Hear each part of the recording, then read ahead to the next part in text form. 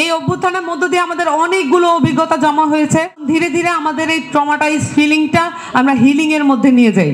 নির্যাতন নিপীড়নের মধ্য দিয়ে কালেকটিভলি এই নেশন এগিয়ে গেছে। এর পক্ষ থেকে সকল ধরনের পক্ষ যারা অভ্যুত্থানে অংশ নিয়েছিলেন সকলকে একত্রিত করার কাজটি আমরা হাতে নিয়েছিলাম, আমরা কাঁধে নিয়েছিলাম।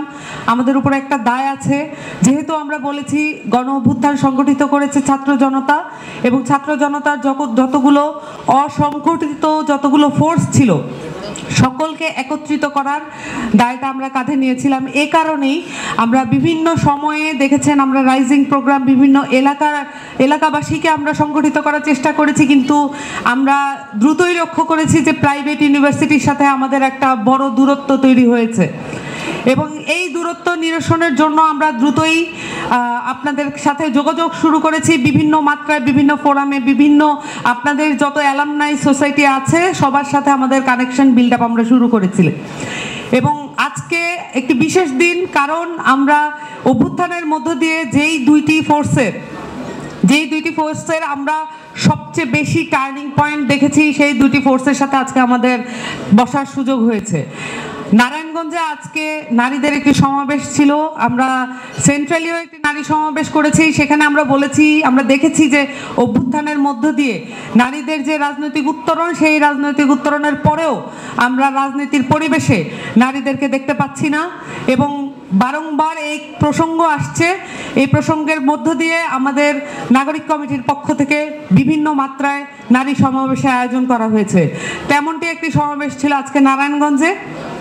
সেখান থেকে আজকে যখন আবার যাদের সাথে আবার একটু দূরত্ব তৈরি হয়েছে, সবারই এই যে প্রাইভেট ইউনিভার্সিটির সাথে আমাদের যে সংযোগ বিচ্ছিন্ন হওয়ার মুখে ছিল, সেটাকে আমরা আবার রিকভার করতে চাই। এবং আপনাদের যে অবদান অভ্যুত্থানে, সেটা অস্বীকার করার কোনো উপায় নাই।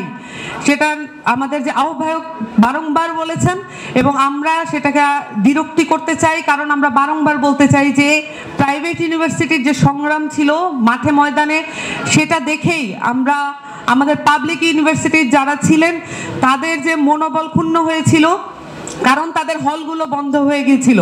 কিন্তু প্রাইভেট ইউনিভার্সিটির হলগুলো না থাকার যে সাপে বর হয়ে উঠবে, সেটা আমরা বুঝতে পারিনি। এবং অভ্যুত্থানের মধ্যে দিয়ে আমরা দেখেছি যে তাদেরকে ট্র্যাক করতে পারছে না কেউ, কারণ তারা এক একজন এক এক এলাকায় থাকেন, এবং তাদেরকে এই ট্র্যাক করতে না পারাই বরঞ্চ তাদেরকে সংগঠিত আরো বেশি করেছিল অভ্যুত্থানের মধ্যে।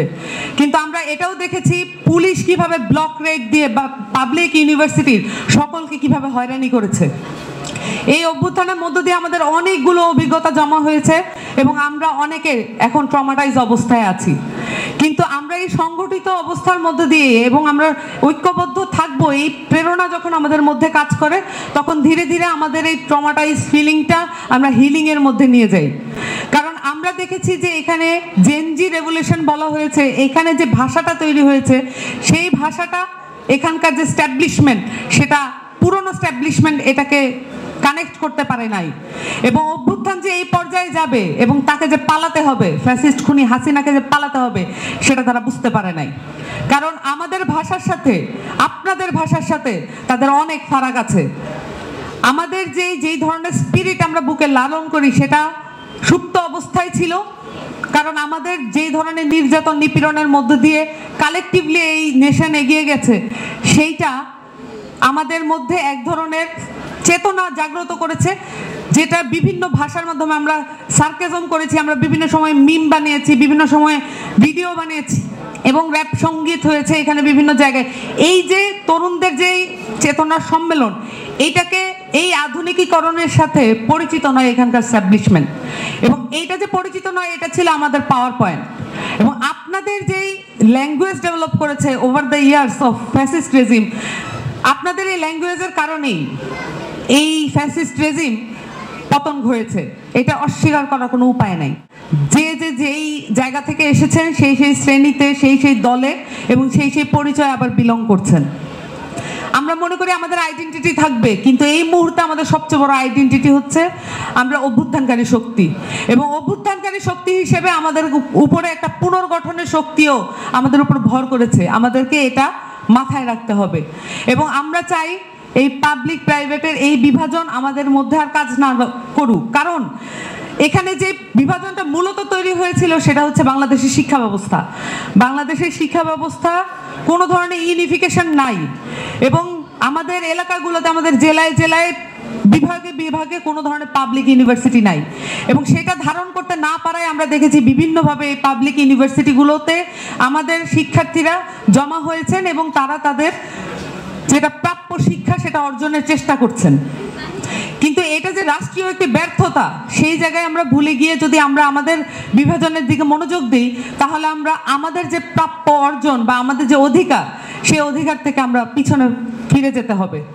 এবং আমাদের যেই ধারাবাহিক সংগ্রামের ইতিহাস আছে ছাত্রদের, সেই ছাত্রদের ইতিহাস আসলে সেখানে প্রাইভেট পাবলিক কিন্তু আমাদের আগের ইতিহাসে ছিল না। এখন গিয়ে যেই জায়গাটায় এসেছে সেখান থেকে আমাদেরকে ঐক্যবদ্ধই থাকতে হবে, আমাদের অন্যথা কোনো উপায় নাই।